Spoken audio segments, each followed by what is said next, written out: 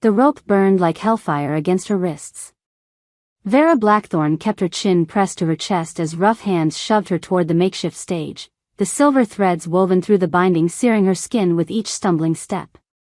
The crowd of men before her reeked of whiskey, sweat, and something darker, the musk of predators barely contained in human skin. Last item of the day, gentlemen.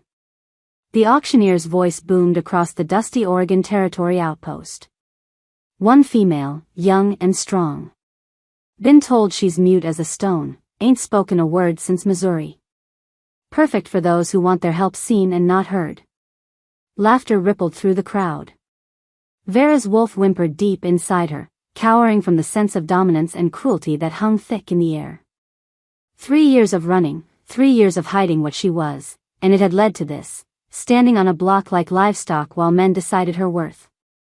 She can work without complaint, I'm told, the auctioneer continued, grabbing her shoulder and forcing her to turn. The motion sent her matted hair swinging across her face like a protective curtain. Look at those hands, no soft lady's palms here. She knows labor. What's the starting bid? Called out a voice from the back. 50 cents. Too much for damaged goods, another man shouted. Look at that posture. Probably half dead already. If only they knew how damaged. Vera touched her tongue to her lip, feeling the thin scar that ran from the corner of her mouth toward her ear, a reminder of silver claws and the night her pack cast her out. The night she learned that an Omega's voice could be considered too dangerous to keep. 25 cents. 15. The bids crawled lower. Vera's bound hands trembled, not from fear but from the silver burning through her skin. Much more and she'd pass out, and then they'd know what she really was. Werewolves healed too fast for their own good sometimes. Come now, gentlemen, the auctioneer cajoled. She may be quiet, but she's got all her limbs. Someone start us at a reasonable $1. The voice cut through the crowd chatter like an axe through timber. Deep. Commanding. It carried the weight of mountains and old forests, and something in Vera's chest seized with recognition she couldn't name. The crowd parted, and heavy footsteps approached the stage. Vera didn't dare lift her head, but she could sense him, massive, dangerous, and radiating the kind of authority that made lesser wolves bare their throats. Alpha. The realization sent ice through her veins. Well now, the auctioneer said, surprise clear in his voice. Mr. Reed, wasn't expecting to see you at today's proceedings. $1, the man repeated, his tone suggesting the conversation was over. Going once for $1 to Mr. Tobias Reed. The auctioneer's gavel raised, clearly eager to close the deal with the intimidating stranger. Going twice. Something twisted in Vera's chest, panic, resignation, and beneath it all, a strange pull toward the Alpha's voice. She'd heard it before, though she couldn't place where. In dreams, maybe. In the fevered memories of the worst night of her life. Wait. The auctioneer paused mid-swing. Need to get her name for the record. You, girl, state your name for the books. The crowd fell silent. Vera's heart hammered against her ribs. 3 years of silence, 3 years of safety and voicelessness, and they wanted her to speak now? Here. In front of an alpha whose scent made her wolf pace restlessly behind her carefully built walls? She's mute, remember, someone called out. Records are records, the auctioneer insisted. Come on, girl. Just your name. Vera's throat felt like sandpaper. The silver was making her weak, making her thoughts fuzzy. She should stay silent. Safety lay in silence. But something about the Alpha's presence, the way he stood so still she could feel him listening with inhuman intensity, made her lips part. Still with her head bowed, in a voice barely above a whisper, she said, Vera Blackthorne. The effect was immediate and electric. A sharp intake of breath from the big Alpha. The crowd's murmur of surprise. But it was the sudden, complete stillness from Tobias Reed that made Vera's wolf finally look up through her curtain of hair. She caught only a glimpse, massive shoulders beneath a worn leather coat, hands that could span her waist, dark hair that needed cutting. But it was enough to see him freeze like a man who'd seen a ghost. Impossible, he breathed, the words so quiet only werewolf ears could catch it. Vera's world tilted. She knew that voice. Not from dreams, from memory. From the worst blizzard in 3 years, when she'd found a dying wolf in the snow and spent 2 days keeping him alive. She'd sung to him in the darkness, her voice the only warmth in a world gone white and cold. She'd left before dawn on the 3rd day, before he could wake and see her scars, before he could reject her like the others. Before he could learn her name was Vera Blackthorn. Sold to Tobias Reed for $1. The gavel crashed down, sealing her fate to the alpha who'd haunted her dreams ever since that winter night. The alpha she'd saved. The alpha who was about to discover his silent, scarred purchase had a voice that could bring the dead back to life. Chapter 2. The forest closed around them like a protective embrace.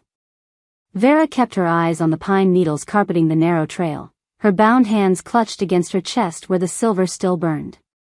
Behind her, Tobias Reed moved with the fluid silence of a predator, his footsteps barely disturbing the undergrowth despite his size. The familiar weight of ancient trees and deep shadows should have comforted her wolf, but 3 years of running had taught her that safety was an illusion. Not much farther, he said, his voice carrying easily through the still air. She didn't respond. Couldn't respond. The single whisper of her name at the auction had already shattered too many carefully built walls. Now, walking deeper into territory that reeked of alpha dominance, every instinct screamed at her to run. But the silver-threaded rope made shifting impossible, and her human form was no match for the wilderness. Or for him. The trail wound upward through towering Douglas firs and ancient cedars, their canopies so thick it blocked most of the afternoon sun. Vera caught glimpses of movement in her peripheral vision, a flash of gray fur, the gleam of watching eyes. His territory. Marked and protected, though she sensed no pack scent. Just him. A lone alpha in a domain built for solitude. You're safe here, he said quietly, as if reading her thoughts. No humans come this deep into the old growth. Too many stories about things that hunt in these woods. Stories that were probably true, given what walked behind her. The cabin materialized through the trees like something from a fever dream. Solid timber construction, weathered gray by mountain storms, with a stone chimney already sending smoke into the darkening sky. It perched on a natural clearing where wildflowers grew in scattered patches between towering stumps. A place carved from the wilderness but somehow belonging to it. Vera stopped at the edge of the clearing, her wolf suddenly alert. This wasn't just a cabin, it was a sanctuary. The scent markers were subtle but unmistakable to werewolf senses. Safe territory. Neutral ground. A place where damaged wolves could heal without interference. Come. Tobias moved past her toward the cabin, his movements deliberately non-threatening. Let's get those bindings off you before the silver does permanent damage. The mention of silver made her start. Humans didn't typically know about werewolf vulnerabilities. They used silver-threaded rope for its strength and resistance to weather, not because it could burn supernatural flesh. But Tobias spoke as if he knew exactly what the metal was doing to her. Because he did know. Because he was like her. The revelation shouldn't have surprised her, she'd sensed his nature from the moment he'd stepped forward at the auction. But hearing it confirmed sent a shiver of mixed fear and relief down her spine. Relief because pretense was exhausting. Fear because alphas had their own rules about omegas, and those rules rarely ended well for the weaker wolf. The cabin's interior was sparse but comfortable. A stone fireplace dominated one wall, flames already crackling behind a wrought iron screen. Simple furniture, a table hewn from a single massive log, 2 chairs, shelves lined with books and supplies. Everything built to last, nothing delicate or ornamental. A bachelor's domain. Tobias gestured toward the far corner where thick firs were piled near a window. You can rest there. View of the forest, easy escape route if you need it. He paused, studying her bowed posture. I'm going to cut those ropes now. Don't run. You won't make it a mile in these woods after dark, and there are things hunting out there that make wolves look tame. Vera remained motionless as he approached, her entire body tense for flight despite his words. The scent of him, pine, wood smoke, and something wild and indefinable, made her wolf pace restlessly. When his fingers brushed her wrists, she flinched hard enough to stumble. Easy. His voice dropped to the gentle rumble alphas used with frightened pack members. I'm not going to hurt you. Just getting rid of the silver. The knife appeared in his hand like magic, the blade sharp enough to part the threads without touching her skin. The moment the bindings fell away, Vera gasped as feeling flooded back into her hands. Angry red welts circled her wrists where the silver had burned deepest, already beginning to heal with supernatural speed. Tobias stepped back immediately, giving her space. Better? She flexed her fingers, not daring to lift her head. The relief of being free from the silver was almost overwhelming. For the first time in days, she could think clearly, could feel her wolf stirring with something other than pain. There's a basin and clean water by the window, Tobias said, settling into one of the chairs. Food will be ready soon. Nothing fancy, venison stew and biscuits.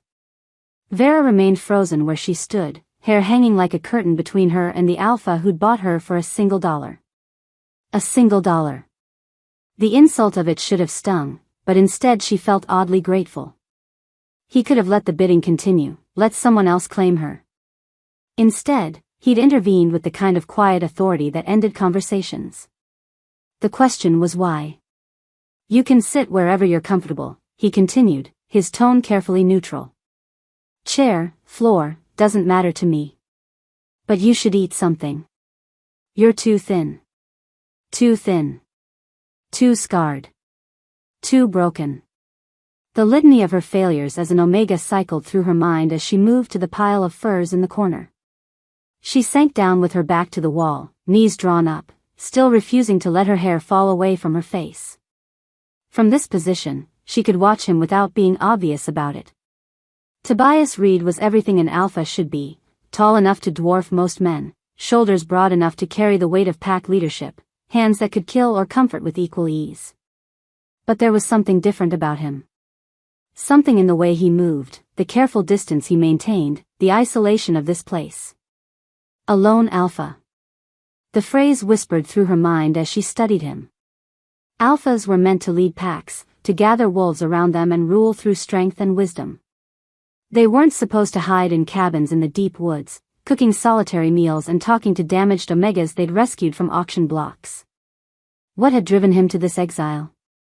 This forest has been my home for 3 years, he said quietly, stirring the pot hanging over the fire. The smell of cooking meat made her stomach clench with hunger. Since the winter of '66. Worst blizzard anyone had seen in decades. Nearly killed me. Vera's hands stilled on her knees. The winter of '66. The winter she'd found a dying wolf in the snow and spent 2 days keeping him alive with nothing but body heat and stubborn will. The winter she'd sung lullabies to a stranger because music was the only medicine she had left. Someone found me, Tobias continued, his voice carrying the weight of memory. A woman.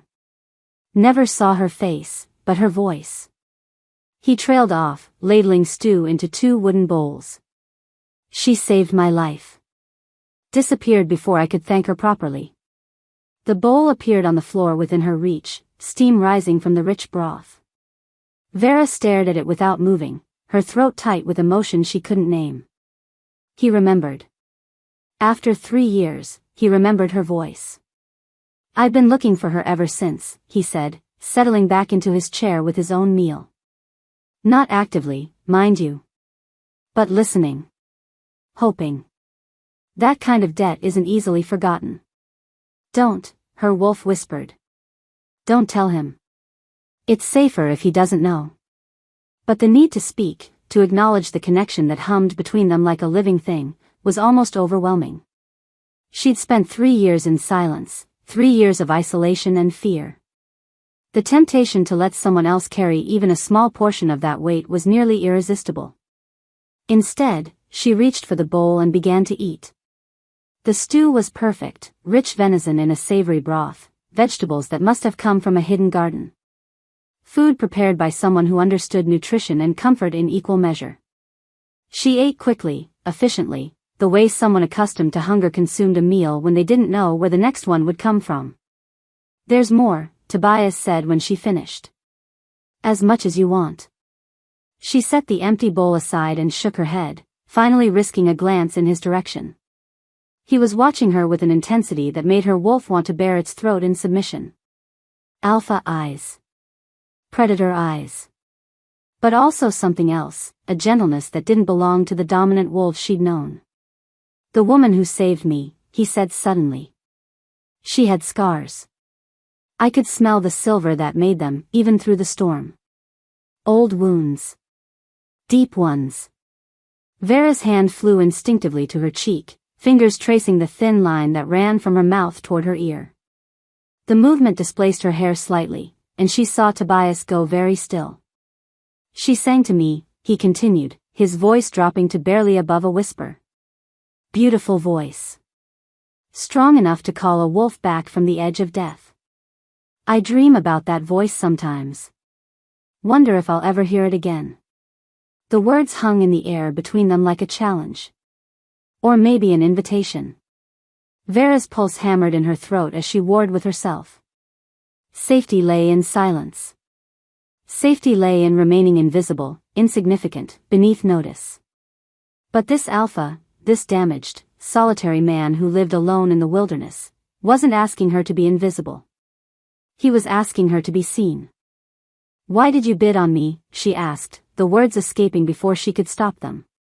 Her voice was rusty from disuse, barely audible, but in the quiet cabin it carried like a shout. Tobias set down his bowl very carefully. "Because you reminded me of someone. Someone you've been looking for." "Yes." "And if you found her?" "What then?" He was quiet for so long she thought he wouldn't answer.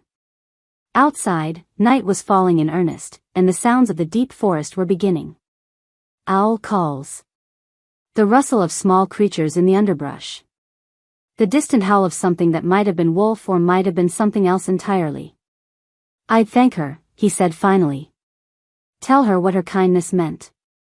Ask if there was anything I could do to repay the debt. And if she didn't want to be found? If she had reasons for staying hidden?" His eyes found hers across the cabin, and for a moment she forgot to keep her face averted. In the firelight, his features were all sharp angles and hidden depths. A face that had seen too much, endured too much, but still retained the capacity for gentleness. "Then I'd respect that," he said simply. "But I'd also want her to know that some places are safe. Some people can be trusted. And some debts are paid not with gratitude, but with sanctuary." Vera's breath caught. Sanctuary. The same word she'd used to describe this place when she first saw it. As if he'd built it not just for his own solitude, but for anyone who needed shelter from the storms of their past. "The woman you're looking for," she said carefully. "What makes you think she needs sanctuary?" "The scars," he said without hesitation. "The way she moved, like someone who'd learned to make herself small, invisible. The fact that she disappeared rather than let me see her face." His voice gentled. "Silver scars aren't accidents, especially not on werewolves. Someone hurt her badly. Drove her away from her pack, her family, everything she knew. That kind of damage doesn't heal easy. If at all," Vera thought, unconsciously touching her cheek again. "Some wounds went deeper than flesh and bone, carved trenches in the soul that never quite filled in." "She might not want to be found," she repeated, more to herself than to him. "No," Tobias agreed. "She might not. But if I ever did find her, I'd want her to know that not all alphas are the same. Not all packs demand submission over safety. And not all debts have to be paid with anything more than trust." The words settled over her like a blanket, warm and unexpected. Trust. Such a simple concept, and yet impossibly complex for someone who'd learned that trust was just another word for vulnerability. As if sensing her internal struggle, Tobias rose from his chair. "I'll bank the fire and leave you to rest. There are extra furs if you get cold, and the door doesn't lock, from the inside or out. You're free to leave whenever you choose. He moved toward the hearth, giving her the illusion of privacy while he tended the flames. Vera watched him work, noting the efficient economy of his movements, the way he handled fire like someone who'd lived with it his whole life. A man comfortable in his own skin, in his own space.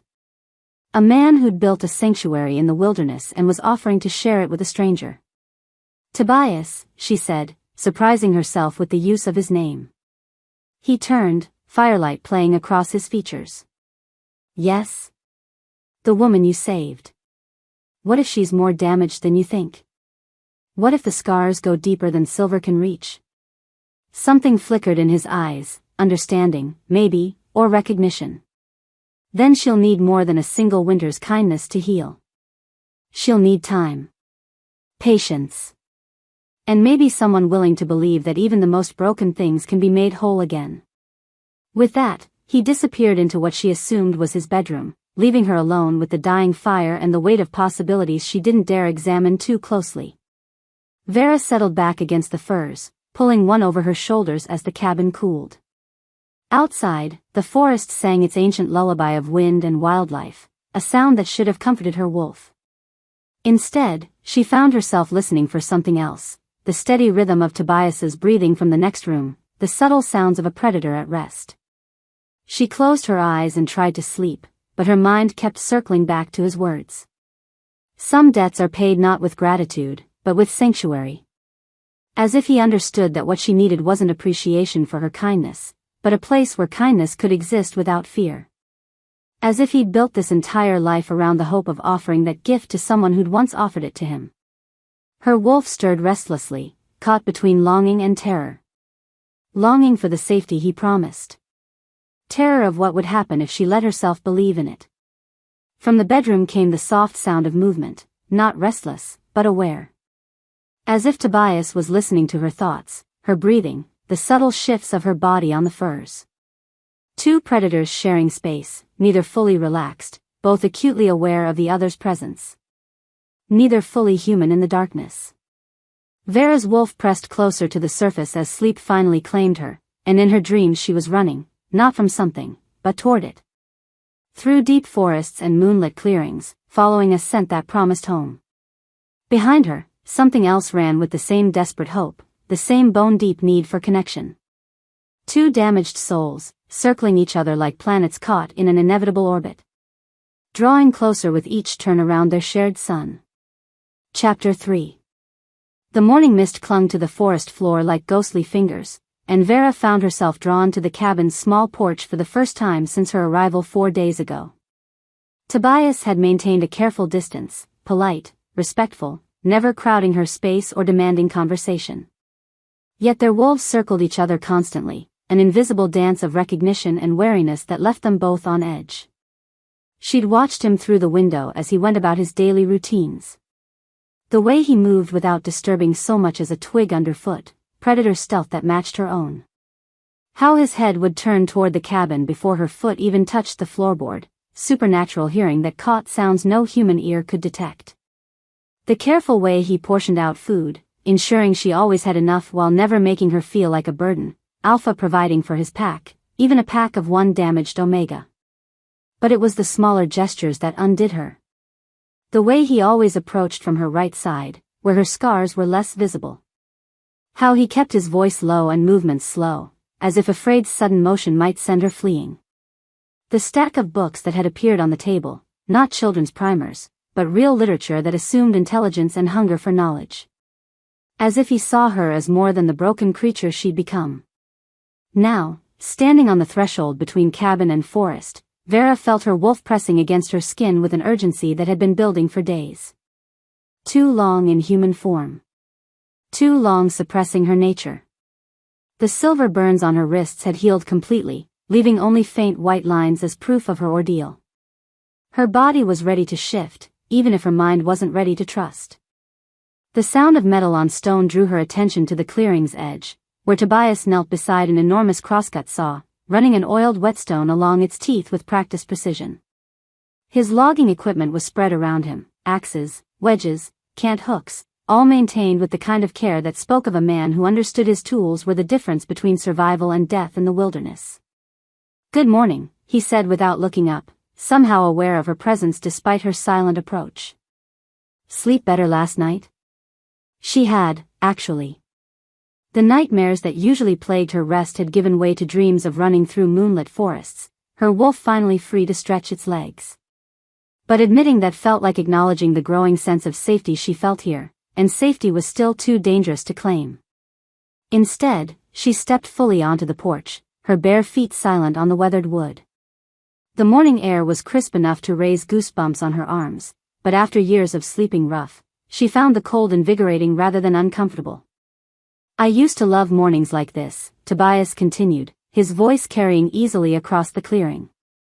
The whetstone sang against steel in a rhythm that was almost musical. Before everything changed.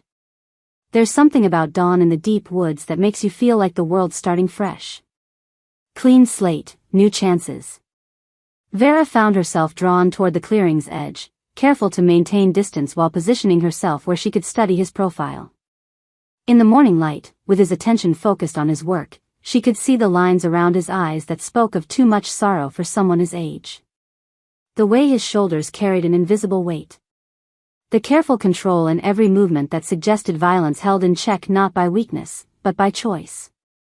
A lone alpha. The phrase had haunted her thoughts for days, because lone alphas were almost unheard of. Leadership was in their blood, the need to gather and protect pack as fundamental as breathing. What kind of tragedy could drive an alpha to this self-imposed exile? "The woman who saved me," he said suddenly, as if reading her thoughts. "I think about her most mornings. Wonder if she ever sees sunrises like this one." The whetstone paused in its rhythm. Vera's breath caught, but she forced herself to remain still. He'd mentioned the mysterious woman every day since her arrival, small comments woven into casual conversation like offerings left on an altar. Never demanding response, never pushing for details. Just remembering. Honoring a kindness that had clearly changed him. "She had the gentlest hands," he continued, resuming his work. "Could tell even through the fever and pain. Hands that knew how to heal, not just hurt. And her voice." He trailed off, shaking his head. "Like nothing I'd ever heard. Strong enough to call a dying wolf back from the edge, but soft enough to chase away nightmares." Vera's throat tightened. She remembered that winter night with painful clarity, the way he'd thrashed with fever, calling out names she didn't recognize. How his wolf had whimpered and struggled, caught between human form and beast, unable to fully shift because of his injuries. She'd sung every lullaby she could remember, every healing song her grandmother had taught her, pouring all her desperate hope into her voice because it was the only medicine she had. "She stayed with me for 2 days, Tobias said. Never left my side, even when the storm got so bad the cabin walls shook. I was out of my head most of the time, but I remember her singing. Remember thinking that if I died listening to that voice, it wouldn't be such a bad way to go." The whetstone fell silent. When Vera looked up, she found him watching her with an intensity that made her wolf want to hide and preen simultaneously. As if he could see straight through her careful defenses to the truth cowering beneath.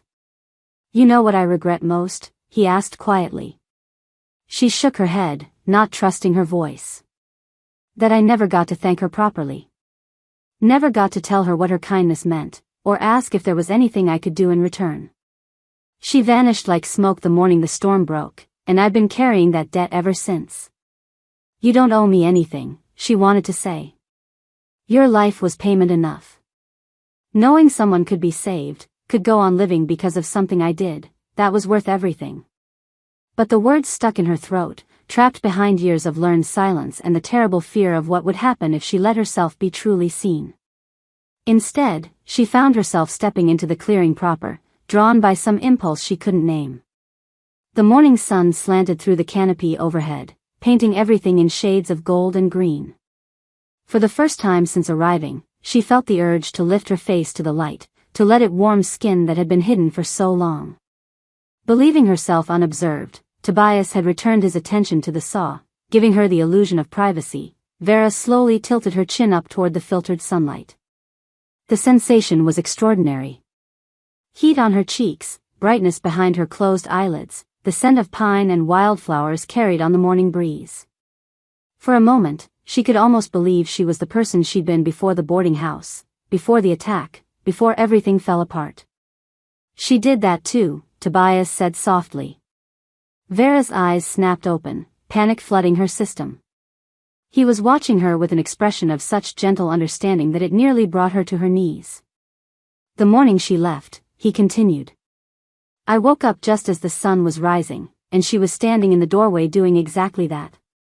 Face turned up to catch the first light, hair falling back from her shoulders. Most beautiful thing I'd ever seen. No. The denial clawed at her throat.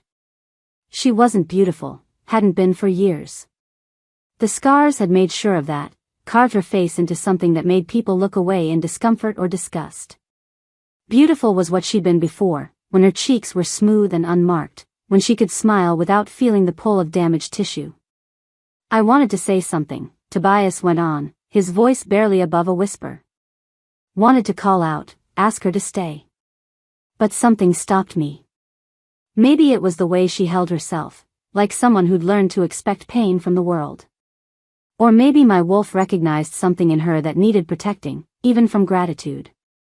He set down the whetstone and rose to his feet with fluid grace, never taking his eyes off her face. I've been hoping for 3 years that wherever she is, she found somewhere safe. Someone who could see past whatever drove her into that storm and recognize her for the miracle she is.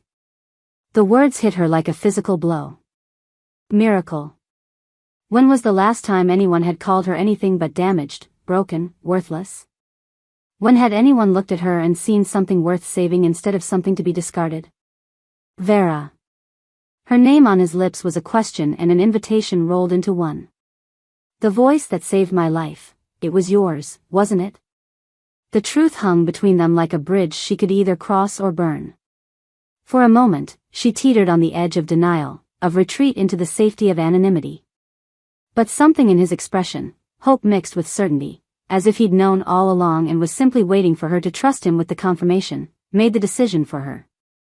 Slowly, trembling with more than just the morning chill, Vera pushed her hair back from the left side of her face. The effect was immediate and devastating. Tobias's breath hissed between his teeth, and his wolf's presence suddenly blazed like a bonfire, protective rage radiating from him in waves that made her own wolf whimper and cower. 3 parallel scars ran from her left temple to her jaw, raised and silver white against her skin. They would have been hideous enough as ordinary wounds, but these carried the telltale signs of silver damage, the way the tissue had tried and failed to heal properly, leaving puckered, uneven lines that pulled at her face when she moved. One had nicked the corner of her mouth, giving her a permanent half-sneer that made smiling an exercise in deliberate defiance. Sweet Christ, Tobias breathed. What did they do to you? The question was so gentle, so full of horror on her behalf rather than revulsion at her appearance, that Vera felt something crack open inside her chest. Not breaking, opening. Like a door that had been locked so long she'd forgotten what lay beyond it. Silver claws, she whispered, the words scraping her throat raw. From another werewolf. Tobias went very still, the kind of stillness that preceded either violence or profound grief. One of your own pack did this to you? She nodded, not trusting her voice to hold steady. The memory of that night was still sharp enough to cut, the sound of claws against bone, the smell of her own blood, the way silver burned like liquid fire as it carved through her flesh. Why? The single word contained worlds of rage held in check. Vera closed her eyes, but the story poured out anyway. She'd held it inside for too long, let it fester in silence until speaking became the only way to lance the wound. I worked at a boarding house in Portland, she began, her voice barely audible. The owner was a beta werewolf named Marcus Cray. He had certain expectations of the women who worked for him. Said it was part of the job, servicing his needs. Tobias's hands clenched into fists, but he remained silent, letting her tell it at her own pace. I refused. The words came out stronger now, fueled by remembered defiance. I told him I wasn't that kind of woman, that he could find his comfort elsewhere. He said I didn't have a choice. Said omegas were meant to serve, and if I wouldn't do it willingly, he'd make sure I learned my place. The morning breeze shifted, carrying the scent of her remembered terror. Tobias's nostrils flared, his wolf responding to distress that was 3 years old but still fresh as an open wound. He came to my room that night, Vera continued, the words falling faster now, desperate to be free. Said he was tired of waiting, that I'd had my chance to be reasonable. When I tried to fight him off, he shifted his claws, just his claws, not his whole hand, and... She touched her scars reflexively. Silver-tipped. He'd had them done specially, he said. For disciplining difficult pack members. Son of a bitch, Tobias growled, his voice dropping to subharmonics that made the forest around them go quiet. He said he was marking me, Vera went on, past the point of stopping now. Said damaged goods fetched lower prices, but there were men who liked their women already broken in. But when he tried to, when he reached for me, I fought harder than he expected. We struggled, and he fell. Hit his head on the iron bed frame and... She swallowed hard. His neck snapped. The silence that followed was absolute. Even the birds had stopped singing, as if the forest itself was holding its breath. Self-defense, Tobias said finally, his voice rough with suppressed violence. You were defending yourself. That's not how the pack saw it. Vera's laugh held no humor. An omega killing a beta?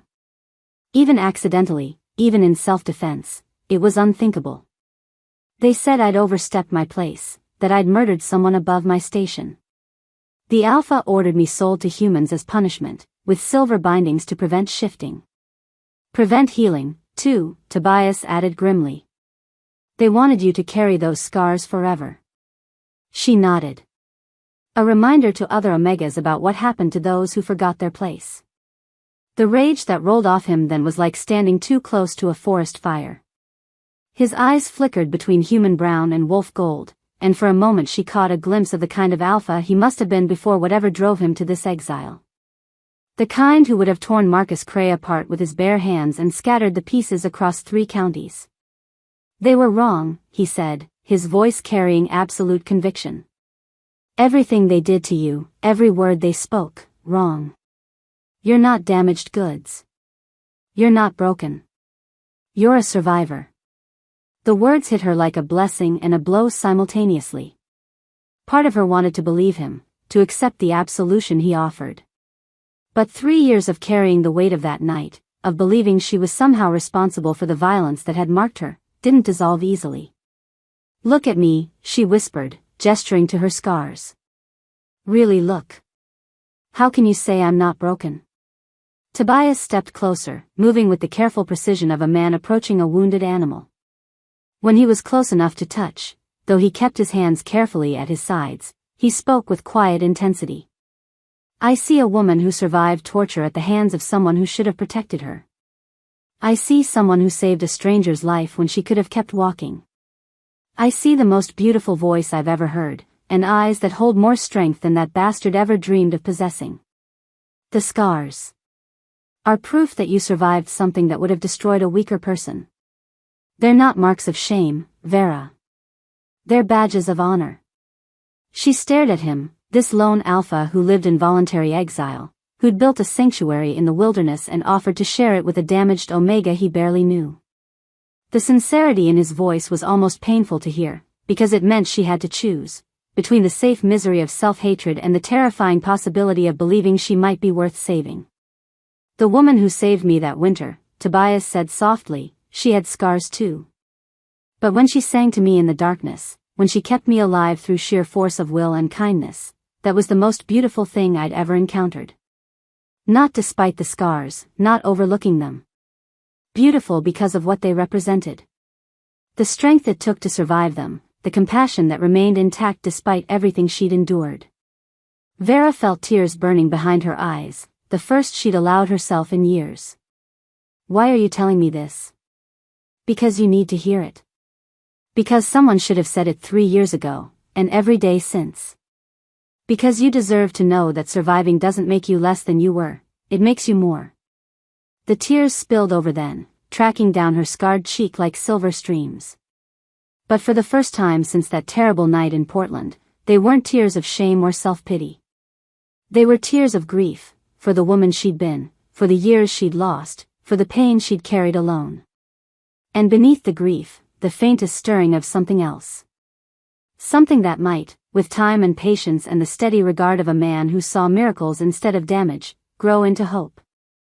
The morning sun climbed higher through the canopy, painting them both in shifting patterns of light and shadow. Two damaged souls, finally seeing each other clearly for the first time. The truth was out now, spread between them like a map of scars and secrets. What happened next would determine whether that truth became a bridge or a wall. But for the first time in 3 years, Vera found herself believing it might be a bridge after all. Chapter 4. The air between them hummed with possibility. In the days following Vera's revelation, something fundamental had shifted in the cabin's atmosphere. She no longer hid her face behind a curtain of hair, though she still moved with the careful grace of someone accustomed to making herself invisible.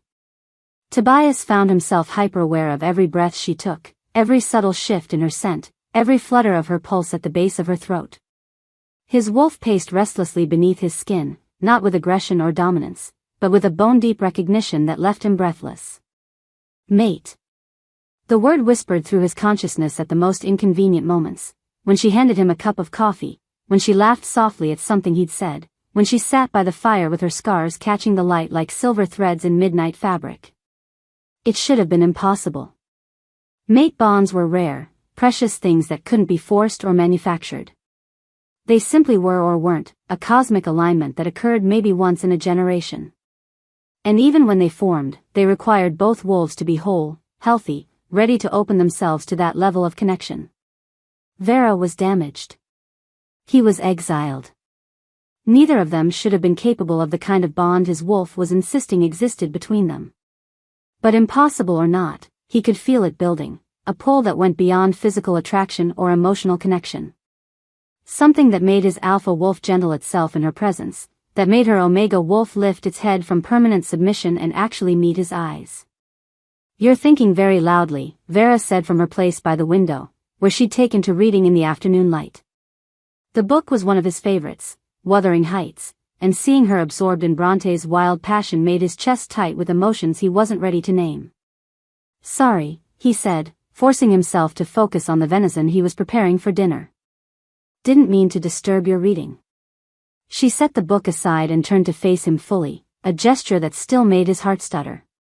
3 days of seeing her scars in daylight hadn't diminished their impact. If anything, knowing the story behind them made them more beautiful, not less. They were proof of survival, of strength, of a will that couldn't be broken even by silver claws. "Tell me about your pack," she said quietly. "Your birth pack, I mean. What made you leave?" Tobias's hand stilled on the knife. It was the first time she'd asked him a direct personal question, and the trust implicit in it wasn't lost on him. She'd shared her darkest moment, now she was inviting him to do the same. He set the knife aside and leaned against the counter, giving her his full attention. "The Cascade Pack. We controlled territory from Mount Hood to the Columbia River, about 200 wolves strong. Should have been paradise, rich hunting grounds, hidden valleys, enough space for everyone. Should have been," she repeated, catching the bitter note in his voice. "The Alpha was my father's cousin, a bastard named Jeremiah Stone. He took over when I was 15, and at first things seemed fine. He was strong, decisive, good at keeping the peace with neighboring packs." Tobias's jaw tightened. But absolute power has a way of corrupting even decent men, and Stone wasn't decent to begin with. Vera pulled her knees up to her chest, wrapping her arms around them in a gesture that made her look impossibly young. "What did he do?" "Started small. Demanding tribute from pack members who couldn't afford it. Choosing mates for the younger wolves based on politics rather than preference. But gradually it escalated. He began taking liberties with the unmated females, claiming Alpha's right. When anyone objected, they were exiled or worse. The memory of those dark years still made his wolf snarl with rage. He'd watched friends disappear, seen families torn apart by Stone's whims, witnessed the slow corruption of everything Pac was supposed to represent. You challenged him. It wasn't a question. Took me 5 years to work up the courage, Tobias admitted. I was a coward, told myself I was waiting for the right moment, gathering support, building a coalition. Truth was, I was terrified. Stone was older, more experienced, and he had the backing of the Pac Council. But you did it anyway. Finally. When he decided he wanted Sarah Coleman for his bed, despite her being mated to my best friend. The words came out harsh, guttural. She was 17. Sweet, innocent, barely shifted for the first time.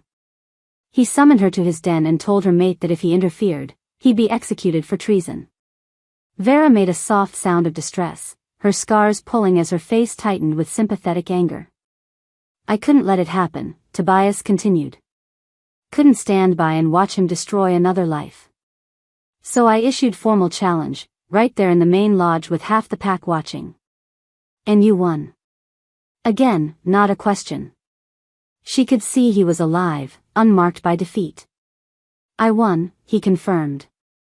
Barely. Stone was cunning, vicious in ways I wasn't prepared for. But I was younger, hungrier, and I had something he didn't. Which was? Righteous fury. Tobias's smile held no warmth. Nothing makes an alpha stronger than protecting his pack. Problem was, winning the challenge didn't solve anything. Stone's supporters refused to accept my leadership, said I was too young, too idealistic. They threatened civil war if I tried to implement changes. Vera uncurled from her defensive position, sensing the heart of his pain approaching. So you left. I left. Walked away from everything I'd ever known rather than watch the pack tear itself apart. Figured it was better to have one exile than 50 dead wolves. He met her eyes, letting her see the cost of that decision. Been alone ever since. 5 years of voluntary isolation, watching my wolf slowly go feral from lack of pack connection. The admission hung between them like a confession. Lone wolves didn't survive indefinitely, they needed the social bonds, the shared hunts, the complex dynamics that came with pack life. Without it, they gradually lost their humanity, becoming more beast than man until they had to be put down for everyone's safety. Is that why you built this place? Vera asked softly. As a refuge? Partly. But also. He hesitated, then forged ahead. Also because I kept hoping someone would need it. Someone who understood what it meant to be cast out, to survive something that should have destroyed them. Someone like you, his wolf whispered, but he kept those words locked behind his teeth. Too much, too soon. She was just beginning to trust him with her past, he couldn't burden her with the impossible weight of his hope for their future. Instead, he returned to dinner preparations, giving them both space to process what had been shared. But the awareness between them had shifted again, deepened. They weren't just two damaged souls sharing sanctuary anymore. They were Alpha and Omega, recognizing something in each other that defied explanation. As the sun set and they sat down to eat, Tobias found himself studying Vera with new eyes. The way she moved had changed subtly over the past few days, less like prey avoiding detection, more like a wolf testing unfamiliar territory. Her scent had shifted too, the sharp edge of constant fear giving way to something warmer, more complex. Can I ask you something? She said, setting down her fork. Anything. That night in the blizzard, did you sense what I was? Before you were fully conscious, I mean. Tobias considered the question, sifting through fever-blurred memories. Not consciously. But my wolf knew. Recognized you as pack, as safe. That's probably why I didn't fight you when you tried to help. I was terrified you'd reject me once you woke up, she admitted. Omegas aren't exactly prized in most packs. We're seen as weak, needy, more burden than asset. Then those packs are idiots. The words came out with more heat than he'd intended, making her start slightly. Sorry. It's just, Omegas are the heart of any healthy pack. They're the nurturers, the healers, the ones who hold everything together when the alphas and betas are too busy posturing to notice the pack is falling apart. Vera stared at him as if he'd spoken in a foreign language. That's not, most alphas don't think that way. Most alphas are so busy proving their dominance they forget what leadership actually means, Tobias replied. Real strength isn't about forcing submission. It's about creating a space where everyone can be their best selves. Something flickered in her eyes, hope, maybe, or the first stirring of belief that she might have value beyond what others had told her she lacked. They finished dinner in comfortable silence, but the air thrummed with unspoken possibilities. As Tobias banked the fire for the night, he could feel Vera's eyes on him, tracking his movements with an intensity that made his wolf purr with satisfaction. Tobias, she said as he prepared to retreat to his bedroom. He turned, and the breath caught in his throat. She was standing by the window where moonlight painted her in silver and shadow, her scars transformed from marks of damage into something almost ethereal.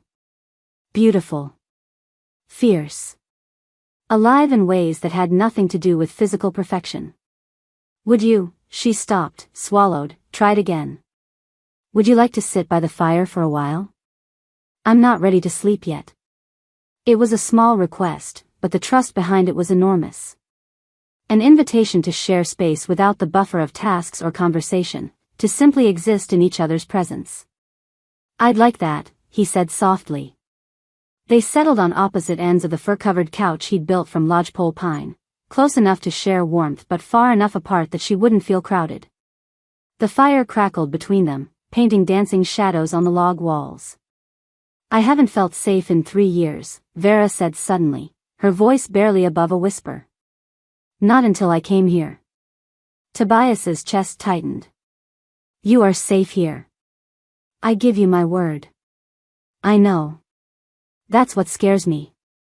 She turned to look at him, moonlight catching in her dark eyes. Safety makes you soft. Makes you hope for things that might not be possible. Like what? Like belonging somewhere again. Like maybe not being alone for the rest of my life. The words hung in the air between them, fragile as spun glass. Tobias felt his wolf surge forward, pressing against his control with desperate need. She was offering him something precious, not her body or her submission, but the possibility of connection. Of pack. Of home. You don't have to be alone, he said carefully. Not if you don't want to be. Even damaged as I am. You're not damaged. You're survived. There's a difference. She was quiet for so long he thought she wouldn't respond. When she finally spoke, her voice was thick with emotion. Sometimes I dream about running, she said. Not running from something, but running free. My wolf hasn't been able to fully shift since the attack, too much fear, too much trauma. But in the dreams, I'm whole again. Wild again.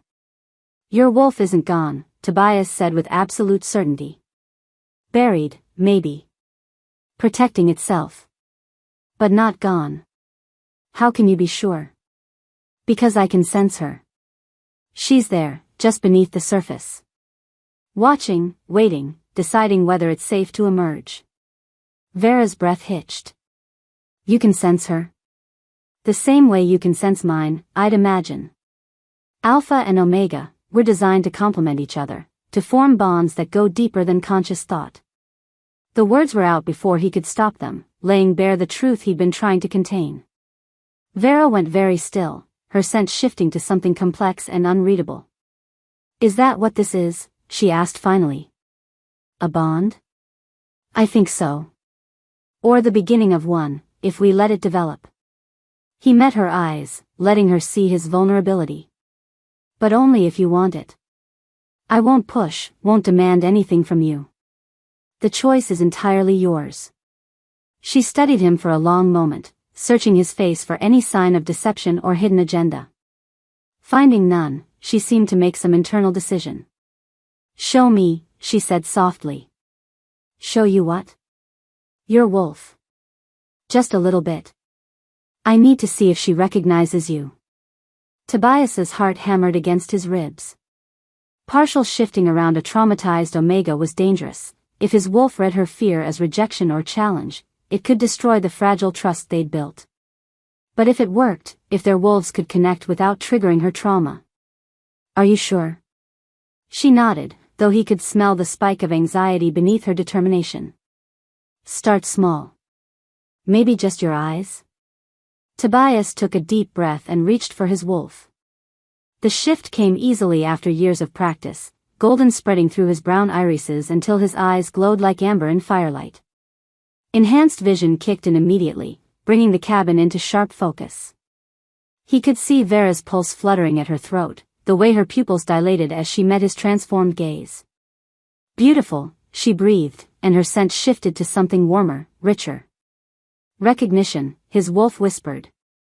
Acceptance. Encouraged, he let a little more of his nature surface. Not enough to alarm her, just enough to let his presence fill the space between them with calm alpha energy. Protective. Patient. Safe. Vera's response was immediate and instinctive. Her head tilted slightly to one side, exposing the vulnerable line of her throat, not in submission, but in trust. Her own eyes flickered, brown warming to gold as her wolf stirred from its long hibernation. There she is, Tobias murmured, his voice roughened by the partial shift. Hello, beautiful. Vera's wolf looked at him through her eyes, wary but curious. She'd been hiding for so long, protecting them both from further harm. But something about his alpha presence called to her, promised safety and pack and home. Mine, his wolf rumbled, but gently. Ours to protect. Ours to cherish. She likes you, Vera said, wonder clear in her voice. I can feel her wanting to come closer. Let her. I won't hurt either of you. Slowly, hesitantly, Vera shifted across the couch until she was close enough to touch. Her wolf's influence was stronger now, evident in the fluid grace of her movements, the way she scented the air around him. When she reached out to touch his face, her fingertips were warm against his skin. Your wolf is so calm, she said. I'd forgotten they could be anything but aggressive or predatory. Alphas can be whatever their pack needs them to be. Right now, you need gentle. So that's what I am. She leaned into his touch as he cupped her scarred cheek, her eyes fluttering closed with something that might have been relief. For the first time since the attack, her wolf felt truly safe with another of their kind. They stayed like that until the fire burned low, wolves greeting each other across the bridge of their human connection. Not mating, not claiming, just recognition. The acknowledgement that they belonged together, that whatever had brought them to this moment had been worth the journey. When Vera finally pulled back, her eyes had returned to human brown, but something fundamental had changed. She looked at him now not as a stranger offering sanctuary, but as partner. Equal. The other half of something that had been incomplete for far too long. There's something I want to give you, Tobias said, rising from the couch. If you'll accept it. He disappeared into his bedroom, returning with something wrapped in soft deer hide. When he unfolded it, Vera gasped. It was a collar of sorts, but unlike anything she'd ever seen. Braided leather in rich brown and gold, woven through with strands of wolf fur in complementary shades. No metal, no silver, nothing that could burn or bind. Just natural materials worked with incredible skill into something both beautiful and practical. It's not ownership, he said quickly, seeing her stiffen. Not control or claim. It's protection. Protection from what? Other predators. Wolves, mostly, but also bears, cougars, anything that might see a lone omega as easy prey. The leather carries my scent, and the fur. He hesitated, then forged ahead. The fur is mine. From my wolf form. Any werewolf who smells it will know you're under alpha protection. Vera reached out to touch the collar with trembling fingers. The leather was butter soft, the workmanship exquisite. It would rest against her throat like a caress, not a chain. You made this? She asked. Started it the day after you arrived. Wasn't sure I'd ever have the courage to offer it. He met her eyes, letting her see his uncertainty. You don't have to wear it. But if you're planning to stay, to let this bond develop between us, it would make me feel better knowing you're protected when I'm not around. The implications of his words hung in the air. If you're planning to stay. Not a demand or expectation, but hope wrapped in uncertainty. The choice was hers, as it had been from the beginning. Vera lifted the collar from his hands, feeling the weight of possibility it represented. Trust. Protection.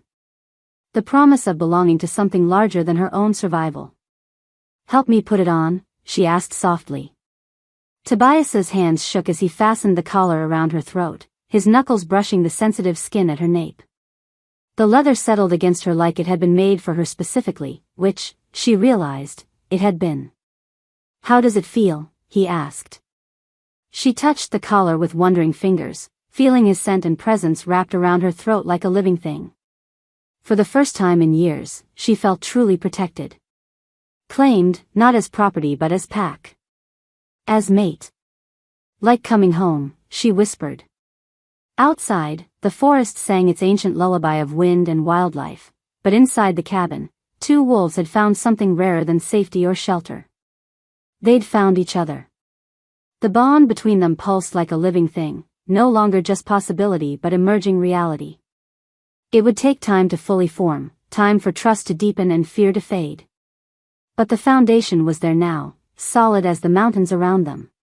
Whatever came next, they would face it together. Chapter 5. The forest had gone too quiet. Vera noticed it first during her morning gathering, the way the birds had stopped singing, how even the squirrels seemed to have vanished from the canopy overhead. The usual symphony of woodland life had been replaced by an oppressive silence that made her wolf pace restlessly beneath her skin. She hurried back to the cabin, her arms full of wild herbs and late-season berries, but the unease followed her like a shadow. Something was wrong. Something had disturbed the delicate balance of their sanctuary. Tobias, she called as she pushed through the door, but the cabin was empty. A note on the table, written in his careful script, told her he'd gone to the logging camp for supplies and would be back by evening. The normalcy of the message should have comforted her, but the wrongness in the air only intensified. She spent the day in restless motion, unable to concentrate on reading or any of the small tasks that usually kept her occupied. The collar around her throat, Tobias's collar, felt heavier somehow, as if responding to some unseen threat. By afternoon, her wolf was so agitated she considered shifting, something she hadn't done since arriving at the cabin weeks ago. It was well past sunset when she heard Tobias returning, but something in his gait made her stiffen. Too fast. Too urgent. The door banged open, and he swept inside with barely controlled violence radiating from every line of his body. Pack, he said without preamble. Now. Only what you need. Vera's blood turned to ice. What happened? Someone's tracking you. Professional, by the look of him. Claims to be a human bounty hunter, but his scent. Tobias shook his head grimly. Beta werewolf, and not the civilized kind. He's been asking questions at the camp, showing around what looked like a sketch of you. The berries scattered across the floor as Vera's hands went slack. After 3 years of running, 3 years of hiding, they'd found her. The pack hadn't forgotten, hadn't written her off as lost. They wanted her back, not for forgiveness, but for the justice they felt she still owed. How long do we have? She asked, already moving toward the few possessions she'd claimed as her own. Not long enough. Tobias was throwing supplies into a leather pack with military efficiency. He picked up your trail about 5 miles south. Old scent, but he's good. Too good. He'll be here by dawn, maybe sooner if. The howl that split the night air made them both freeze. Long, mournful, and definitely not wild wolf. It came from the south, maybe 3 miles away, and carried a message that made Vera's blood freeze in her veins. I know you're here. I'm coming for you. Shit, Tobias breathed. We're out of time. Another howl answered the first, closer this time. Then another. The hunter had brought friends, or found local wolves willing to help track down a fugitive Omega. Either way, their sanctuary had become a trap. I have to go, Vera said, her voice surprisingly steady. If I run now, draw them away from here, you'll be safe.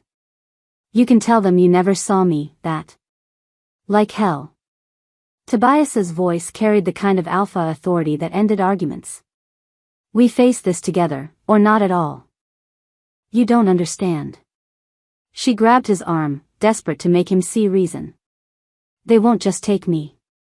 They'll kill anyone who helped me, anyone who interfered with pact justice. I won't let you die for me. And I won't let them take you. He caught her face in his hands, his eyes blazing with gold fire. You're my mate, Vera. Mine to protect. That means something, even if the rest of the world has forgotten. The word mate sent a shock through her system, not of surprise but of recognition. The bond between them had been growing stronger every day, every shared glance and gentle touch weaving them together until she couldn't imagine existing without him.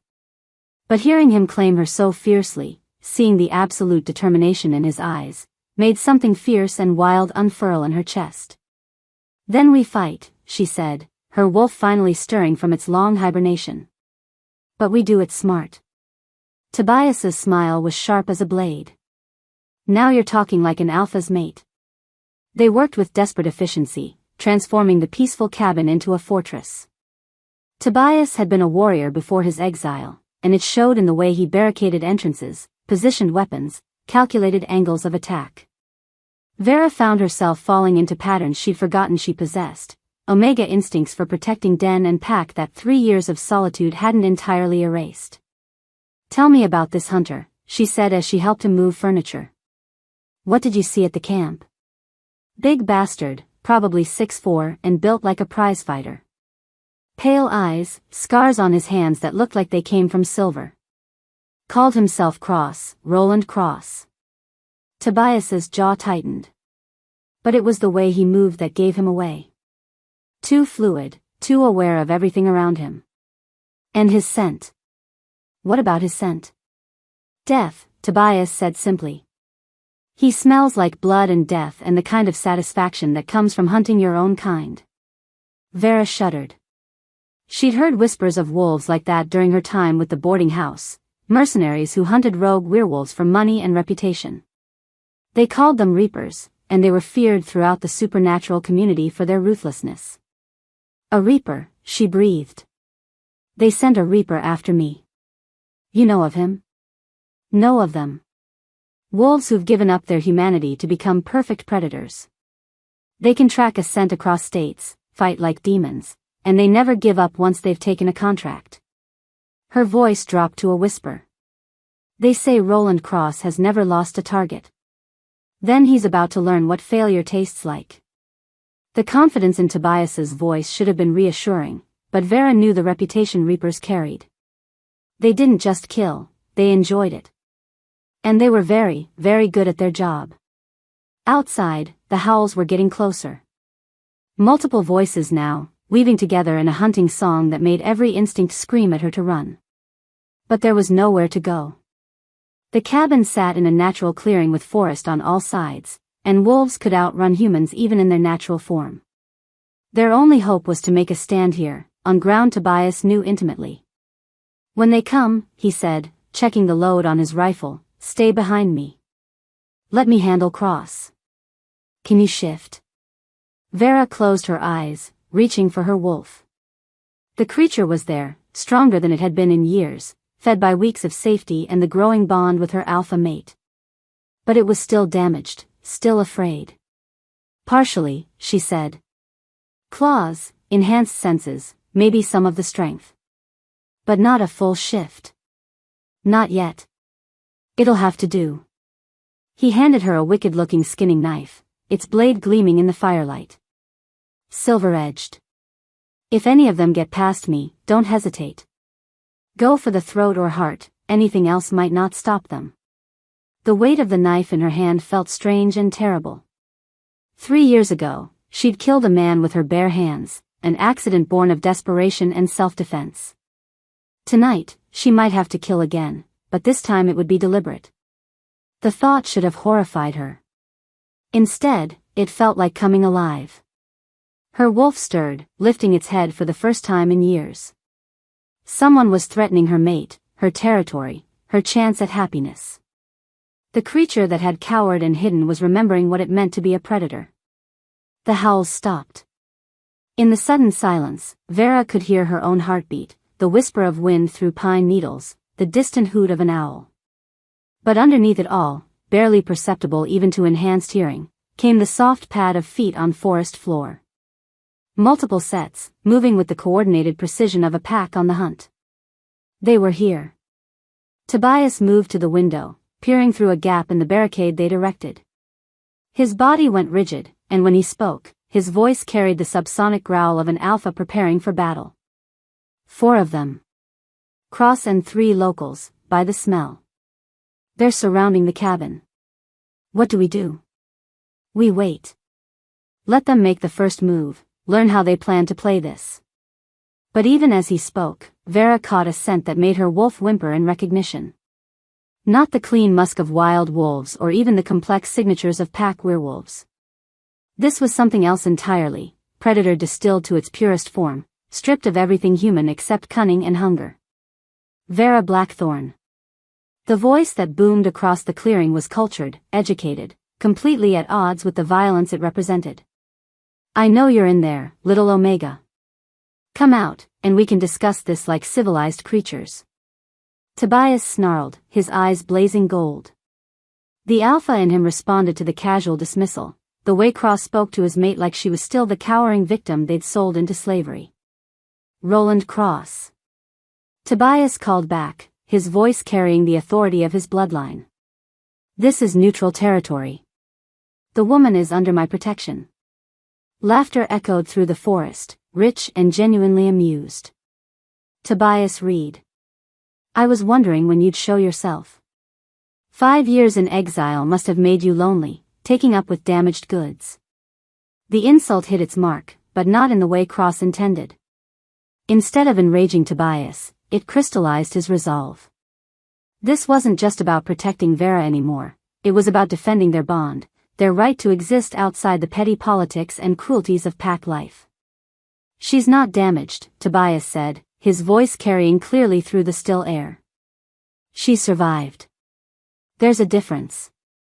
Semantic games. The pack wants her back to face justice for murder, and I always deliver what I'm paid for. Cross's voice moved as he spoke, circling the cabin like a shark. This doesn't have to involve you, Reed. Walk away now, and I'll tell them you weren't here. Can't do that. Pity. I was hoping to avoid the mess. The attack came without warning. The eastern wall of the cabin exploded inward as something huge and fast smashed through the logs like they were kindling. Not Cross, one of his allies, shifted to full wolf form and moving with the lethal grace of a natural predator. Tobias met the charge head-on, his own partial shift rippling through him as claws extended and strength flowed into his limbs. The 2 wolves collided in a tangle of fur and fury, rolling across the cabin floor in a deadly embrace. Vera pressed herself against the far wall, knife gripped in white-knuckled fingers, as chaos erupted around her. Through the breach in the wall came another wolf, this one smaller but no less deadly, its eyes fixed on her with predatory hunger. Time slowed. Her wolf surged forward, lending her speed and reflexes she'd forgotten she possessed. The knife moved almost without conscious thought, silver edge finding flesh as the attacking wolf overshot its leap.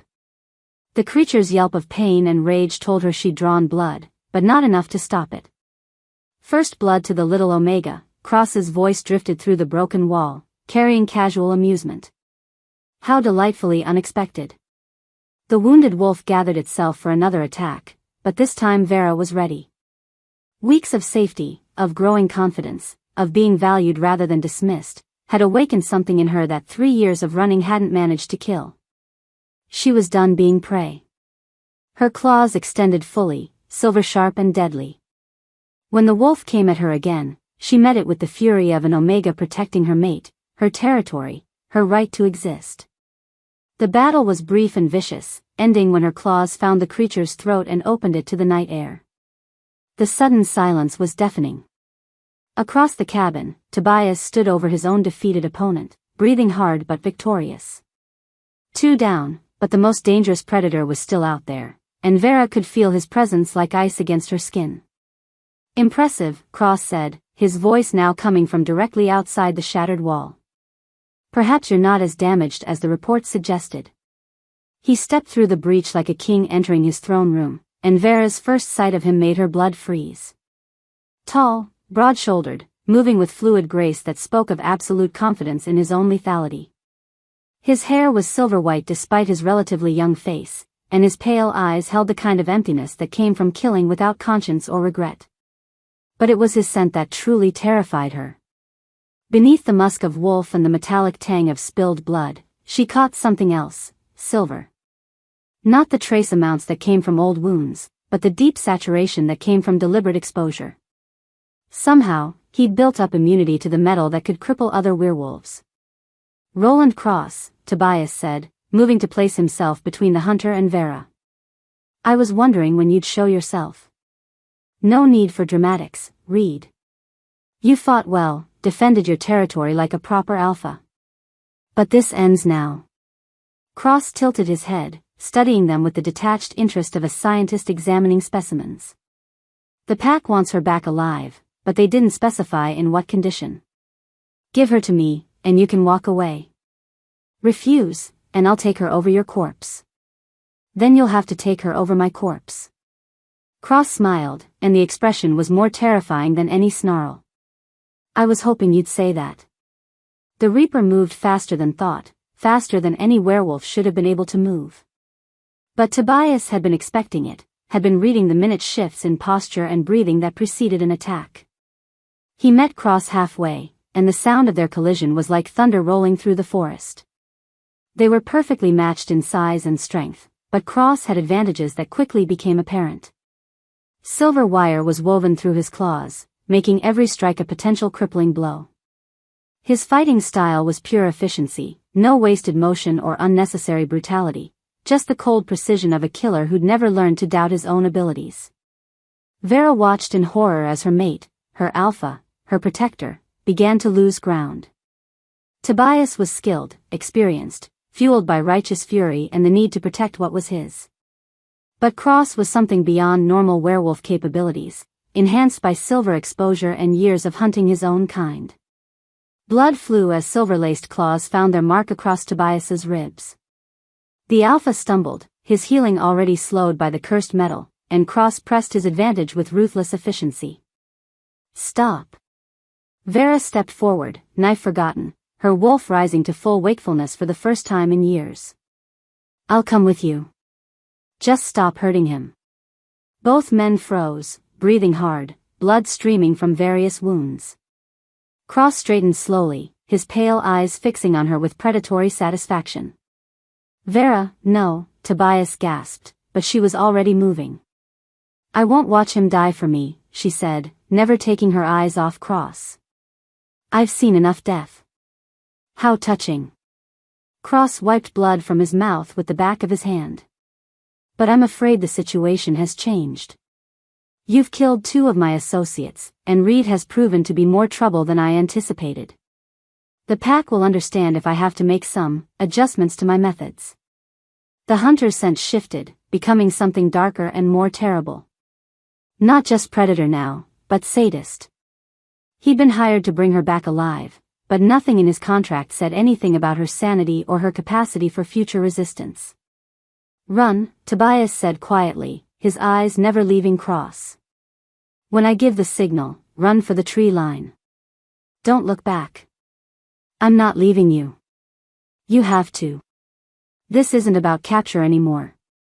He means to break you before he takes you back, and I won't let that happen. Cross laughed, the sound echoing through the ruined cabin like breaking glass. How noble. How utterly pointless. There's nowhere to run, Reed. My remaining associate has the perimeter covered, and I know these woods better than you think. Maybe, Tobias said, his voice dropping to the subsonic growl of an alpha issuing challenge. But you don't know me. The change that came over him was like watching a mountain come alive. This wasn't the gentle, controlled man who'd offered her sanctuary and built her a home. This was the alpha who'd challenged a corrupt pack leader and walked away from everything he'd ever known rather than compromise his principles. This was a warrior remembering what he was born to be. His partial shift deepened, bones elongating, muscles swelling with inhuman strength. But more than that, his presence filled the cabin like a living thing, pressing against the walls with the weight of absolute authority. For the first time since arriving, Cross looked uncertain. "You want her?" Tobias asked, his voice distorted by the changes in his throat. "You'll have to go through the alpha of the Cascade Pack to get her." Cross's eyes widened in recognition and something that might have been fear. "The Cascade Pack fell 5 years ago." "Stone's dead, the territory scattered." "Stone's dead," Tobias agreed. "But the pack never died. It just went into exile, waiting for the right moment to reclaim what was stolen." His eyes blazed with golden fire as he looked at Vera, seeing not a damaged Omega but the foundation of everything he'd lost. "And now it has its Luna." The words hit Vera like a physical blow. Luna. Pack Mother. The female alpha who ruled beside her mate and protected all those under their care. She'd never dreamed of such a thing, never imagined herself as anything more than a survivor. But looking at Tobias, her mate, her alpha, the man who'd seen strength where others saw damage, she felt something ancient and powerful stirring in her chest. Not just her wolf, but something deeper. The part of her that had always known she was meant for more than cowering in the shadows. "Together?" he asked, extending his claws. Vera smiled, feeling her own shift ripple through her like liquid lightning. For the first time in years, it came easily, her wolf finally free to emerge without fear or shame. "Together," she said, and stepped up beside her alpha to face the hunter who thought he could take what belonged to them. Outside, the moon climbed higher, painting the forest in silver light. The night was young, and before it was over, blood would soak the earth. But for the first time in 3 years, Vera Blackthorn felt like coming home. The hunt was about to begin. Chapter 6. The moon hung fat and silver above the treeline, its light turning the forest into a maze of shadows and secrets. Vera pressed her back against the rough bark of an ancient Douglas fir, her breath coming in short puffs that dissipated quickly in the crisp night air. Somewhere behind her, Roland Cross moved through the darkness with the patient inevitability of death itself. 3 hours. That's how long she'd been leading him deeper into the wilderness, using every trick her wolf had learned during 3 years of running. But Cross was relentless, his enhanced senses cutting through her attempts at misdirection like silver through flesh. He was gaining ground, and they both knew it. "This is insane," her human mind whispered as she forced herself to move again, following a deer trail that wound between towering pines. "He's faster, stronger, more experienced. This is suicide." But her wolf disagreed. Her wolf remembered the lessons of survival, the cunning that had kept them alive when brute force would have failed. And most importantly, her wolf remembered the trap-laden territory Tobias had spent years preparing, deadfalls and snares hidden throughout the deep forest, insurance against the day someone might threaten his sanctuary. The plan was desperate, dangerous, and probably doomed to failure.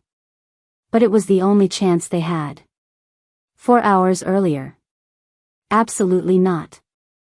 Tobias's voice carried the finality of an alpha's decree as he paced the length of the ruined cabin.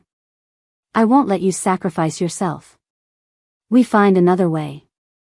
"There is no other way." Vera stood her ground despite every instinct telling her to submit to his authority.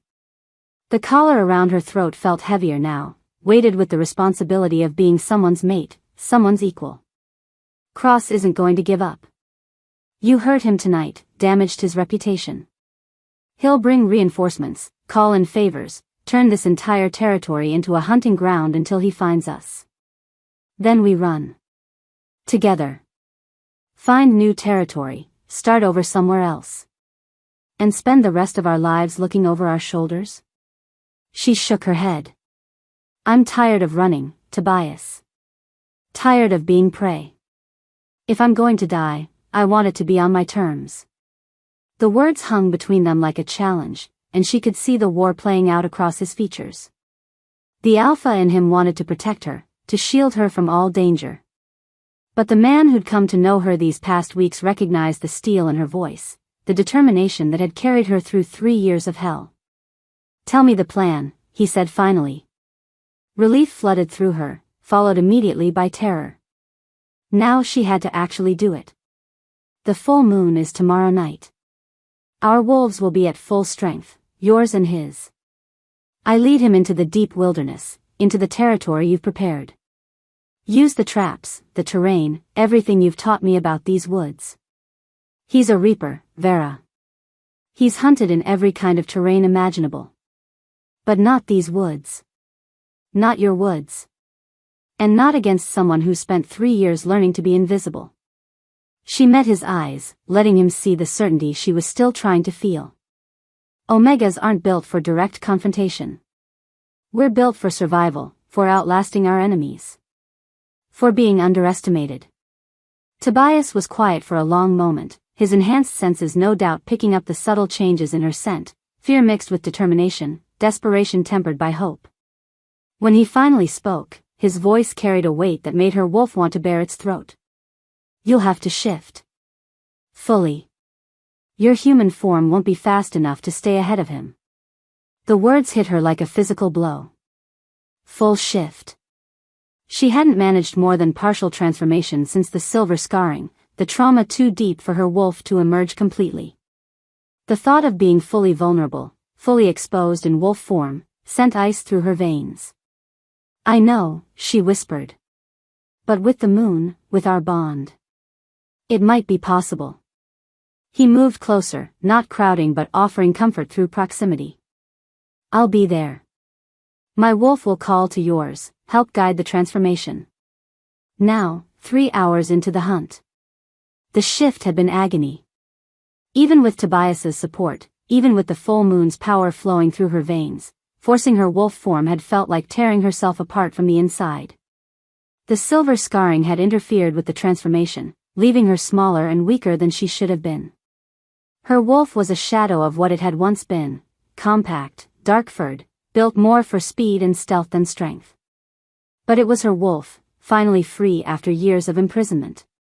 And despite its diminished state, it remembered how to hunt, how to hide, how to turn weakness into advantage. Behind her, a branch snapped. Close. Too close. Vera flattened herself against the ground, using her smaller size to squeeze beneath a fallen log that would force Cross to go around. Her nose twitched as she caught his scent on the wind, predator musk mixed with silver and old blood. He was maybe 50 yards back, moving with the confident stride of someone who knew his prey was tiring. Good, her wolf thought. Let him think we're weakening. Let him get careless. She waited until his scent began to fade, then emerged from her hiding place and continued deeper into the wilderness. This part of the forest was older, wilder, full of deadfalls and hidden ravines that could break an unwary traveler's neck. Tobias had spent years learning every root and stone, mapping the dangers and opportunities.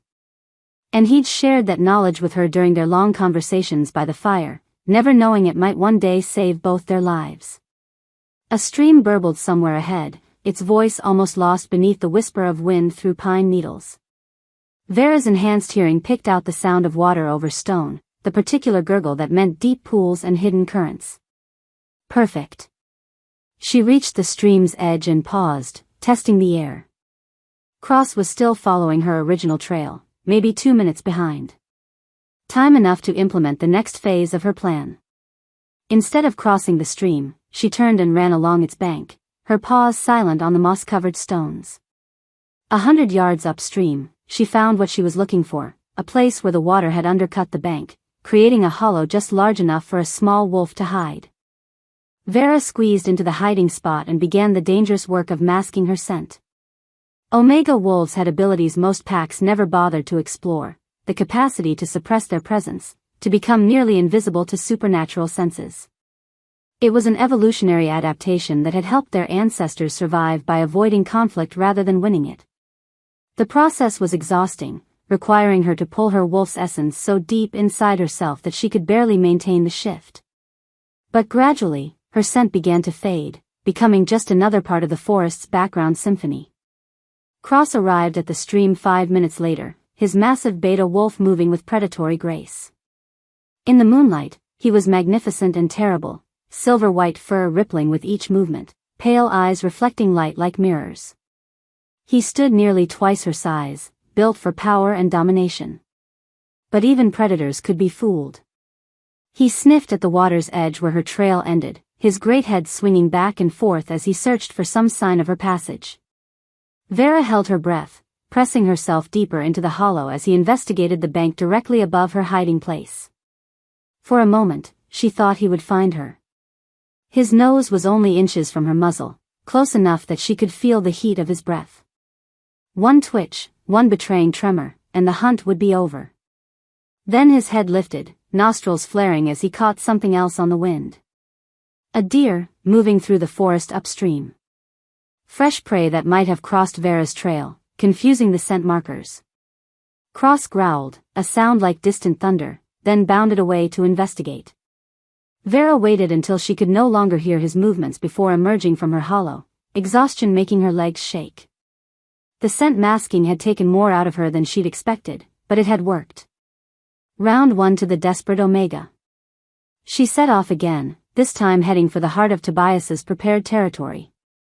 The deadfall fields lay another mile ahead, places where he'd weakened trees so they would fall at the slightest disturbance, creating barriers and traps that could stop even a determined beta wolf. Behind her, she heard Cross's howl of frustration as he realized he'd been deceived. The sound echoed through the forest like a promise of retribution, but Vera found herself smiling as she ran. For the first time in years, she felt like a predator instead of prey. The thought of Tobias gave her strength as she navigated the treacherous terrain. He would be making his own desperate gambit tonight, contacting the regional Alpha Council, presenting evidence of her innocence and the original pack's corruption. It was a long shot, but the council had authority over inter-pack disputes. If he could convince them that her original trial had been unjust. A branch whipped across her muzzle, drawing her attention back to the immediate danger. She'd let her mind wander, nearly running headlong into a tree. Focus. Survival first, hope later. The deadfall field stretched ahead of her like a moonlit graveyard, filled with the skeletal remains of trees that had fallen in predetermined patterns. Tobias had spent years creating this maze, using controlled burns and strategic cutting to channel intruders along specific paths. Paths that led to traps. Vera picked her way carefully through the obstacles, her smaller size allowing her to slip through gaps that would force Cross to take longer routes. Every minute of delay was a victory, every detour a chance to extend her lead. She was halfway through the field when she heard him behind her, the crash of a large body forcing its way through barriers meant to stop it. He was no longer trying for stealth, trading silence for speed in his desperation to close the distance. He's getting frustrated, her wolf observed with satisfaction. Frustrated predators make mistakes. As if summoned by the thought, the sound of splintering would echo through the forest, followed by a yelp of pain and surprise. One of the deadfalls had triggered, probably catching Cross in the hindquarters as he tried to bull through an opening too small for his bulk. The yelp became a snarl of rage, then a howl that made every animal within miles go silent. He wasn't badly hurt, the trap had been meant to slow, not kill, but his pride was wounded. And a wounded predator was even more dangerous than a frustrated one. Vera pushed herself harder, her small wolf form eating up the distance with desperate efficiency. The silver snares lay ahead, thin wires stretched across likely paths at throat height for a large wolf. They would be invisible in the moonlight, nearly undetectable even to enhanced senses. But she had to reach them before Cross caught up. His rage was making him reckless, but it was also lending him speed. The sound of his pursuit was getting closer, the crash of his passage through the deadfall field like an approaching avalanche. She burst out of the trees into a small clearing, moonlight turning the open space into a silver stage. This was where Tobias had placed his most elaborate trap, a pit covered with woven branches and moss, designed to look like solid ground. Deep enough to hold a large wolf, lined with silver mesh to prevent easy escape. Vera leaped the hidden pit easily, her smaller size and intimate knowledge of its location making the obstacle trivial. She landed on the far side and spun to watch Cross's approach, her heart hammering against her ribs. He exploded into the clearing like a force of nature, his pale eyes blazing with predatory fury. Blood matted his silver fur where the deadfall had caught him, but the wound only seemed to have fed his rage. He spotted her immediately, his lips pulling back to reveal fangs that gleamed in the moonlight. For a moment, they stared at each other across the trap-laden clearing. Predator and prey, hunter and hunted, both of them pushed beyond the limits of endurance by the deadly game they played. Then Cross charged. He was magnificent in his fury, a creature of pure lethal grace covering the distance between them in massive bounds. But fury made him careless, and he was focused entirely on his prey rather than the ground beneath his feet. The pit trap held. One moment Cross was airborne, death incarnate given wolf form. The next, he was crashing through the concealing branches into the silver-lined hole Tobias had spent weeks preparing. His howl of surprise and rage echoed from the pit as he discovered the mesh that would burn his paws if he tried to climb out. Vera approached the edge carefully, peering down at the trapped reaper. He glared up at her with eyes like winter ice, his massive form filling the pit but unable to escape it. "You think this will hold me?" he snarled, his voice distorted by the partial shift between wolf and human speech. "I've escaped from better prisons than this." "Maybe," Vera replied, surprised by the steadiness of her own voice. "But not tonight. And probably not before the council arrives." Cross's eyes narrowed. "What council?" "The Regional Alpha Council. My mate is presenting evidence of my innocence to them right now. Evidence of the corruption in my original pack, of the illegal trial that condemned me." She felt her confidence growing with each word. "You're not hunting a fugitive anymore, Cross. You're holding a free wolf against her will." Lies. But something flickered in his pale eyes, doubt, perhaps, or the first stirring of concern. "We'll see." Vera backed away from the pit, exhaustion finally catching up with her. The extended shift was taking its toll, her wolf form wavering as her strength failed. "The council has authority over inter-pack disputes. If they rule in my favor." "If they rule in your favor, I'll be the one facing charges," Cross finished grimly. "Unlawful detention. Assault. Maybe worse, depending on what your mate tells them." The admission sent a thrill of victory through her, but she was too tired to savor it. The transformation was becoming unstable, her human and wolf aspects fighting for control as her energy depleted. She needed to find shelter, someplace safe to complete the shift back to human form. "This isn't over," Cross called after her as she stumbled toward the tree line. "Even if the council clears you, there are others who remember what you did. Others who want their own justice. Then they'll have to go through my pack to get it," Vera replied, her voice already changing as the shift began. "And I don't think they'll like the odds." She made it to a small grove of birch trees before her wolf form finally collapsed, the transformation flowing through her like liquid fire. When it was over, she lay naked and shivering among the fallen leaves, human once more but alive. Alive and free. In the distance, she could hear Cross testing the strength of his silver prison, the frustrated snarls and crashes echoing through the forest. But the trap would hold. Tobias had built it to contain creatures much larger than a single beta wolf. Dawn was still hours away, but she could feel the first stirrings of hope warming her chest. The hunt was over. The trap had worked. And somewhere in the civilized world, Tobias was fighting for their future with words instead of claws. She closed her eyes and listened to the forest around her, the whisper of wind through leaves, the distant call of a night bird, the slowly fading sounds of an imprisoned predator. For the first time in 3 years, the night felt peaceful instead of threatening. For the first time in 3 years, she felt like she might actually have a future. The blood moon climbed toward its zenith, painting the world in shades of silver and shadow. But in a small grove of birch trees, a wolf who had learned to be human smiled at the stars and dared to hope. The hunt was over. The healing could finally begin. Chapter 7. Dawn was still hours away when Vera heard the voices approaching through the forest, multiple footsteps, the low rumble of alpha conversation, and beneath it all, the familiar scent that made her wolf sing with relief. Tobias was coming, and he wasn't alone. She pulled herself upright against the birch tree, every muscle in her body protesting the movement.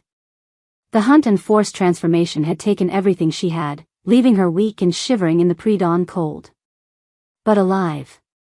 Triumphant, even, in a way she hadn't dared hope for.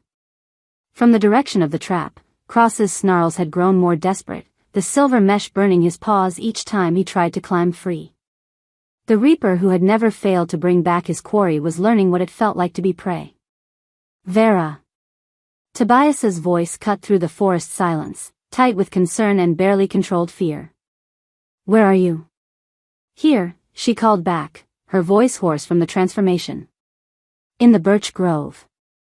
The sound of running feet, then Tobias burst through the trees with his jacket already off, wrapping it around her naked form before she could even think to feel exposed. His hands shook as he pulled her against his chest, his scent flooding her senses with safety and home. Are you hurt? He pulled back to examine her face, his eyes blazing gold with protective fury. Did he? I'm fine. She caught his hands, stilling their anxious exploration. Tired, but fine. The trap worked. He's caught. Relief flooded his features, followed immediately by pride that made her chest warm despite the cold. My clever mate. I knew you could do it. Mate. The word still sent shivers through her, but good ones now. Claiming ones. The council, she asked. Came as soon as I presented the evidence. 3 alphas, Marcus Kane from the Northern Territories, Elena Voss from the Coast Range, and David Thorne from the Cascades proper. His jaw tightened. They were interested to learn about the irregularities in your original trial. Footsteps approached through the trees, and Vera instinctively pressed closer to Tobias as 3 figures emerged from the shadows. Even in human form, the Council Alphas carried an aura of authority that made her Omega instinct sing with nervous energy. These were the wolves who arbitrated disputes between packs, whose word was law among their kind. Marcus Kane stepped forward first, a tall, lean man with silver threading his dark hair and eyes like winter steel.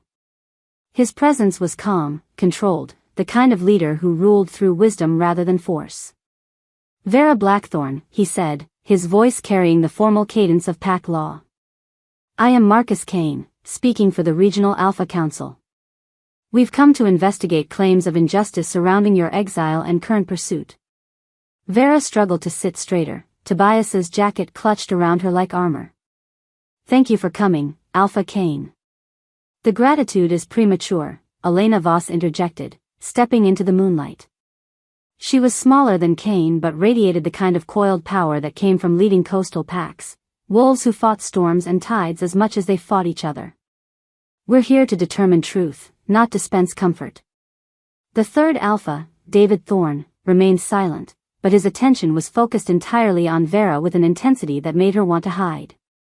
He was younger than the others, broad-shouldered and dark-haired, with the kind of presence that filled up all the available space. Where is the hunter? Kane asked. Trapped, Tobias replied. About half a mile north, in the Silver Pit. And what of his testimony regarding your guilt? Voss asked Vera directly. Cross claims you murdered a beta in cold blood, then fled to avoid pack justice. The old fear tried to claw its way up Vera's throat, but she forced it down. These alphas weren't Marcus Cray or the corrupt leaders who'd condemned her. They were here for truth, not politics. I killed him in self-defense, she said, her voice gaining strength with each word. He tried to rape me. When I fought back, he fell and broke his neck. A convenient accident, came a new voice from the shadows. Everyone turned as a figure stepped into the clearing, a woman Vera recognized with a shock that nearly stopped her heart. Iris Vale, the quiet Omega who'd worked in the boarding house kitchen, who'd seen everything but said nothing when the pack's mock trial condemned her. But something was different about Iris now. She moved with confidence instead of cowering submission, her shoulders straight and her head high. 3 years of exile had changed her, just as they'd changed Vera. Iris, Vera breathed. What are you doing here? What I should have done 3 years ago, Iris replied, her voice steady despite the magnitude of what she was about to do. Telling the truth. Kane stepped forward, his alpha senses no doubt picking up the complex interplay of scent and emotion. You were there? The night of the alleged murder? I was in the kitchen, Iris said. Working late, cleaning up after the dinner service. I heard Vera screaming from upstairs, heard the sounds of a struggle. When I went to investigate. She paused, swallowing hard, but her resolve didn't waver. I saw Marcus Cray on top of her, his claws out, silver-tipped. He'd already cut her face. I could smell the blood, the silver burning her flesh. She was trying to push him off, and he was laughing. Said she was going to learn her place whether she wanted to or not. The words fell into the clearing like stones into still water, creating ripples of shock and anger. Vera felt Tobias's grip tighten on her shoulders, his wolf snarling just beneath his skin. Continue, Cain ordered, his voice deadly quiet. She got her legs up between them, pushed him back. He stumbled, hit his head on the iron bed frame. I heard his neck snap. Iris's eyes found Vera's across the clearing.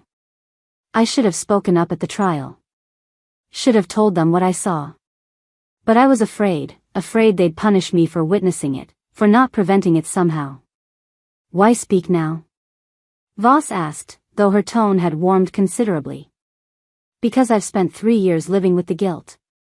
3 years knowing an innocent woman was suffering for defending herself while I said nothing. Iris straightened her shoulders. And because I heard Cross was hunting her. Someone had to tell the truth before it was too late. Silence settled over the clearing as the Council Alphas processed this testimony. Vera could practically see them cataloging scents, reading the micro-expressions that would tell them if Iris was lying. But werewolves couldn't lie convincingly to other werewolves, not about something this significant, not when emotions ran this high. The scent confirms truth, Thorne spoke for the first time, his voice deep and resonant. She believes what she's saying. More than believes, Cain added grimly. She's telling exactly what she witnessed. The question now is what to do about it. What about Cross? Voss asked. His pursuit was based on false information, but he had a legitimate contract from a recognized pack. A pack that lied to him, Tobias interjected. That sold one of their own to humans to cover up a beta's attempted rape. That's not just injustice, it's a violation of every law that governs our kind. Cain nodded slowly. The implications go far beyond this single case. If we allow packs to exile members based on false testimony, to sell wolves to humans as punishment, it sets a precedent that could destroy pack law entirely, Thorne finished. A new sound cut through their discussion, the approaching crash of something large forcing its way through the forest. Cross, Vera realized with a chill. Somehow, he'd escaped the silver trap. The Reaper burst into the clearing like an avenging demon, silver burns covering his hands and forearms where he'd clawed his way out of the pit. His pale eyes blazed with fury as they fixed on Vera, and she could see the moment he decided that if he couldn't take her back alive, he'd settle for her death. He was shifting as he moved, bones elongating and muscles swelling with inhuman strength. But before he could complete the transformation, 3 Council Alphas stepped between him and his target. The display of coordinated alpha dominance was breathtaking. Cain, Voss, and Thorne moved as one, their combined presence pressing down on Cross like a physical weight. His partial shift stuttered, then reversed as his wolf was forced to submit to superior authority. Stand down, Reaper, Cain commanded, his voice carrying subsonic harmonics that made every werewolf in the clearing flinch. Your contract is void. Like hell it is, Cross snarled, but he didn't dare take another step forward. I was hired to bring back a murderer. You were hired based on false testimony, Voss corrected coldly. We've heard the truth from an eyewitness. Your quarry acted in self-defense. Then you've been lied to. We can smell lies, Reaper, Thorne interrupted. Just as we can smell the silver enhancement in your system. How long have you been using forbidden augmentation? Cross's face went pale. Silver enhancement was illegal among their kind, a form of chemical alteration that improved hunting abilities at the cost of long-term health and sanity. That he'd been using it explained his incredible speed and strength, but it also made him an outlaw in the eyes of pack law. The Regional Council finds Roland Cross guilty of unlawful pursuit, use of forbidden enhancement, and conspiracy to harm an innocent pack member, Cain announced formally. You are stripped of your hunting privileges and banned from all pack territories. And the Alpha who hired him? Tobias asked. Will face judgment in his own territory, Voss replied grimly. Selling a pack member to humans, covering up attempted rape, bearing false witness to a council investigation, his authority is forfeit. Vera felt something break open in her chest, not breaking apart, but breaking free. The weight she'd carried for 3 years, the guilt and shame and constant fear, suddenly lifted like morning mist. She was free. Not just physically free, but legally, officially cleared of the crime that had destroyed her life. Vera Blackthorne, Kane said, turning to address her formally. You are declared innocent of all charges. Your exile is ended, your name cleared. You may choose your own pack allegiance or remain as a free wolf, as you see fit. The formal words should have been enough. Should have been everything she dreamed of during the long years of running. But as she looked at Tobias, her mate, her protector, her chosen alpha, she realized there was one more thing she needed to do. Rising to her feet, still wrapped in Tobias's jacket, she felt her wolf stirring again. Not the desperate, damaged creature that had fled through the forest hours ago, but something stronger. Something that had remembered what it meant to belong to a pack of 2. The howl that emerged from her throat was unlike anything she'd produced in years. Not the broken cry of a wounded Omega, but the complex song of mate claim and pack bond that resonated through supernatural frequencies. It spoke of choice freely made, of strength found in partnership, of 2 lone wolves becoming something greater together. Tobias's answering howl twined with hers, alpha harmonies wrapping around Omega melodies in perfect synchronization. When the song ended, the very air seemed to thrum with the power of their bond. Well, Kane said into the sudden silence, a slight smile softening his stern features. I believe that answers the question of pack allegiance. Vera looked up at Tobias, seeing her own wonder reflected in his gold-flecked eyes. They'd found each other in darkness and saved each other from despair. 2 damaged souls becoming whole through the simple act of believing they deserved happiness. The trial was over. Justice had been served under the watchful stars. But more importantly, the healing could finally begin. In the distance, dawn touched the mountain peaks with fire, painting the sky in shades of hope. A new day was beginning, for them, for their nascent pack, for the future they would build together. Together, as it was always meant to be. Chapter 8. Spring came to the mountains like a whispered promise finally kept. Vera stood at the cabin's window, watching new growth push through the forest floor in defiant splashes of green. 3 months had passed since the council's judgment, 3 months of healing that went deeper than flesh and bone. The silver scars on her face had faded to thin white lines that caught the light like threads of starshine, and for the first time in years, she saw beauty in her reflection instead of damage. Behind her, Tobias worked at the table, carefully shaping metal over a small forge he'd built in the cabin's corner. The silver that had once bound her wrists in captivity was being transformed into something else entirely, rings that would carry their bond across any distance, forged from the very metal that had once represented her suffering. The temperature needs to be precise, he murmured, not looking up from his work but sensing her attention through the mate bond that now hummed between them like a living thing. Too hot and the enchantment won't hold. Too cool and the metal won't accept the wolf magic. She could feel his concentration through their connection, the careful balance of human skill and supernatural instinct required to create something that existed in both worlds. The bond had grown stronger each day since the trial, until they could share not just emotions but actual strength, helping each other through difficult transformations or moments of remembered trauma. Iris should be here soon, Vera said, turning from the window as the sound of approaching footsteps reached her enhanced hearing. She's bringing the others. The others. Their small pack of misfits and outcasts, wolves who'd found family outside traditional pack structures. It had started with Iris, who'd chosen to stay after the trial rather than return to her old territory. Then came Samuel, a young alpha who'd been exiled for refusing to fight his own brother. Maria followed, an Omega whose gifts as a healer had been dismissed by her birth pack as weakness rather than strength. One by one, they'd found their way to the mountain sanctuary, drawn by stories of the Alpha and Omega who'd faced down the council and won. More than that, drawn by the promise of belonging without submission, of strength that didn't require others to be weak. The door opened to admit Iris, her arms full of wildflowers and her face glowing with the kind of contentment that came from finally being valued for who she was. She'd grown into her role as beta female with surprising confidence, becoming the bridge between Vera's gentle leadership and Tobias's protective authority. "The meadow is perfect," she announced, setting down her floral burden. "Samuel and Maria have the circle prepared, and David's brought enough venison to feed an army." David, the young alpha they'd rescued from silver poisoning 2 weeks ago. His pack had cast him out for showing mercy to trespassing humans, calling his compassion weakness. Now he served as their hunter and scout, his skills honed by months of surviving alone in hostile territory. "Any word from the council?"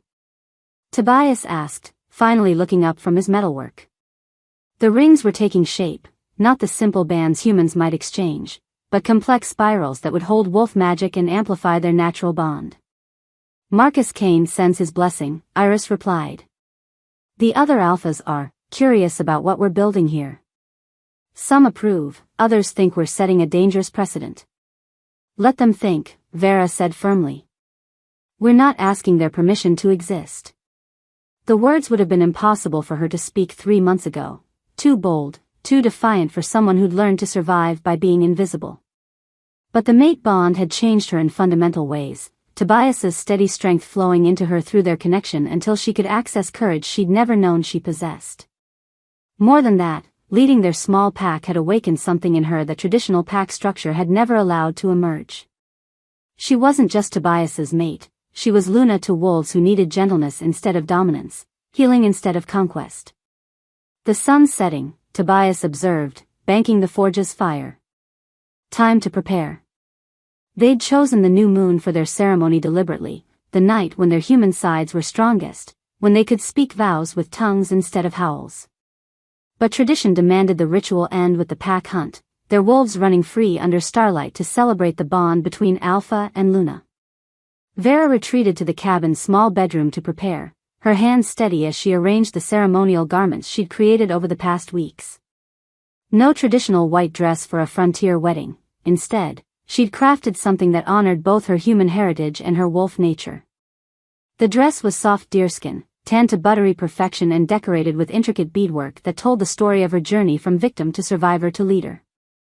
Strips of the same leather would serve as her veil, woven through with wildflowers and small bones that caught the light like captured stars. But it was the crown that made her breath catch each time she saw it. Instead of hiding her scars beneath fabric or flowers, she designed the headpiece to frame them, delicate silver wire work that followed the lines of her face, turning marks of trauma into something almost ethereal. "Beautiful," Iris breathed from the doorway, her eyes bright with unshed tears. "You look like a queen of the wild places." "I feel like myself," Vera replied, and realized it was true. For the first time since that terrible night in the boarding house, she felt complete, not despite the scars, but because of everything they represented. Survival. Strength. The courage to keep living when death would have been easier. Outside, voices called through the gathering dusk.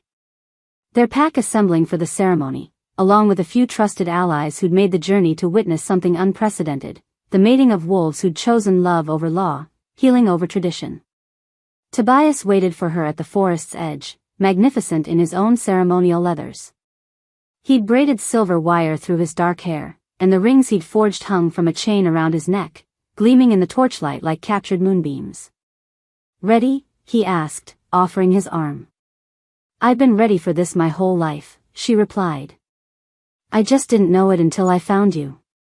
The meadow where they'd chosen to hold the ceremony was a natural amphitheater surrounded by towering pines, their branches creating a cathedral ceiling overhead. Torches marked the sacred circle, and their small pack had gathered within, not just witnesses, but family bound by choice rather than blood. Marcus Kane stepped forward as officiant, his presence lending weight to vows that would otherwise exist outside the law of both human and wolf society. He'd traveled 3 days to be here, a gesture that spoke volumes about the council's changing attitude toward their unconventional pack. "We gather under stars and ancient trees," Kane began, his voice carrying easily through the still air, "to witness the joining of Alpha and Luna, the binding of wolves who've chosen each other across all obstacles and against all odds. The words were traditional, older than human memory, but Cain adapted them for the unique circumstances of their mating.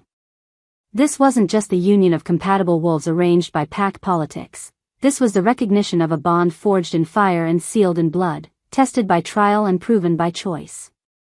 Tobias Reed, Cain continued, do you claim this woman as your mate, your equal, your partner in all things? I do, Tobias replied, his voice steady despite the emotion Vera could feel thrumming through their bond. Not as property to be owned or protected to be sheltered, but as the other half of my soul. Vera Blackthorne, Cain turned to her, and she was grateful for the months of healing that let her meet his eyes without flinching. Do you accept this man as your mate, your alpha, your partner in leading those who choose to follow? I do, she said, surprised by the strength in her own voice. As he accepts me, scars and strength, silence and song, exactly as I am. The rings came next, Tobias's metalwork proving its worth as the silver spirals seemed to pulse with their own inner light. The moment the metal touched her skin, Vera gasped, not from pain, but from the sudden intensification of their bond. She could feel Tobias's heartbeat as if it were her own, sense his wonder and joy as clearly as her own emotions. Now and always, they spoke the final vows in unison, their voices twining together like their souls had been joined. One heart, one mind, one pack. Cain smiled, the stern alpha allowing genuine warmth to show through his formal demeanor. By the authority of moon and star, earth and sky, I declare you mated in the eyes of both human law and wolf tradition. What has been joined in love cannot be sundered by fear.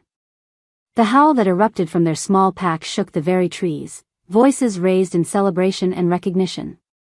But it was Vera's voice that soared above the rest, not the broken whisper of a damaged Omega, but the clear song of a Luna claiming her territory and her mate before all who would listen. Other voices answered from the darkness beyond the torchlight, lone wolves in the mountains, drawn by the promise of something different. Something better than the rigid hierarchies and casual cruelties that had driven them into exile. They're coming, Tobias breathed, wonder clear in his voice as more howls joined the chorus. They're actually coming. Of course they are, Vera replied, her hand finding his as understanding dawned. We're not just mated now, we're the beginning of something new. A pack built on healing instead of dominance, on choice instead of submission. The ceremony dissolved into celebration as wolves began shifting around them, their human guests stepping back to give the pack room to complete the ritual in their other forms. Vera felt the change flow through her like warm honey, her wolf emerging not in fear or desperation but in pure joy. The pack hunt that followed was unlike anything she'd ever experienced, not the desperate flight through hostile territory she remembered from her exile, but the shared joy of wolves running free under starlight. Their small pack moved as one through the mountain forests, welcoming the lone wolves who emerged from hiding to join their song. By dawn, their pack had tripled in size. They returned to human form as the sun painted the peaks with fire, exhausted but exhilarated by the night's revelations. The meadow that had hosted their mating ceremony now served as an impromptu camp, with new pack members sharing stories of exile and dreams of belonging. Vera found herself at the center of it all, no longer the silent shadow who'd learned to survive by being invisible. She was Luna now, not just Tobias's mate, but the heart of something larger than either of them had imagined possible. No regrets? Tobias asked as they stood together watching the sunrise, his arm warm around her shoulders. Only one, she replied, leaning into his warmth. Which is? That I waited so long to find my voice. She turned to face him, letting him see the absolute certainty in her eyes. My silence never defined me, Tobias. I defined when to break it. And breaking it for you, for this. She gestured toward their growing pack, wolves finding family in the most unlikely places. This was worth waiting for. He kissed her then, soft and reverent, their mate bonds singing with shared joy and infinite possibility. Around them, their pack began the work of building something unprecedented, a society where strength didn't require others to be weak, where healing mattered more than hierarchy. In the Wild West, where survival often meant hiding your true nature, they'd found something rarer than gold or glory. They'd found love that let them be exactly who they were meant to be, not despite their scars, but because of everything those scars represented. The future stretched before them, bright as the rising sun. And for the first time in either of their lives, they faced it not as lone wolves struggling to survive, but as the leaders of something beautiful and strange and utterly their own. A pack built on love instead of fear. A family chosen rather than inherited. Home, at last, for wolves who'd forgotten what belonging felt like. The story of the lonely Alpha and the silent Omega was ending. The legend of the Luna who found her voice and the pack that chose love over law was just beginning. Thank you for listening to this story. Like, share and subscribe for more.